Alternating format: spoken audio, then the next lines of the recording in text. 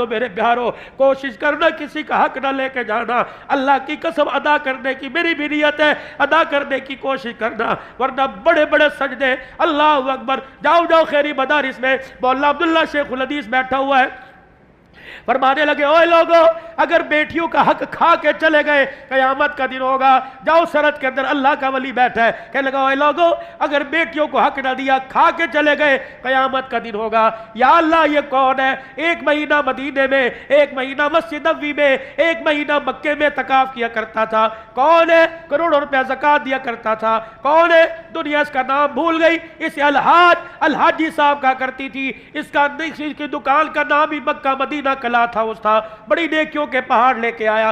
اللہ فرمائیں گے اسے میرے پاس لے کے آؤ، جب اللہ جل شانہ کے دربار میں آ جائے گا، اللہ اکبر، اللہ فرمائیں گے کتنے بیٹے کتنی بیٹیاں تھیں؟ یا اللہ 4 بیٹے 3 بیٹیاں، کیا برابری میں حق دے کے آیا تھا؟ یہ میرے قرآن، میرے دستور، میرے قرآن کے قانون کے مطابق حق دے کے آیا تھا۔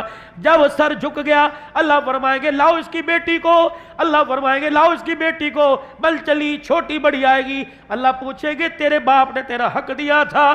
یہ بچی نے سر جھکا کے رونا شروع کر دیا۔ اللہ فرمائیں گے چھوڑ دو اس کی نمازوں کو، اس کی گٹھڑیاں نمازوں کی پرے پھینک دو، اس کو بچیوں کا جو حق تھا، وراثت کی زمین جتنے حصے میں تھی، فرشتوں اس کے ہاتھ میں ایک تسلا، اس کے ہاتھ میں کسی، اس کے ہاتھ میں پھوڑا پکڑاؤ، اس کو وہ وراثت کے حق کی زمین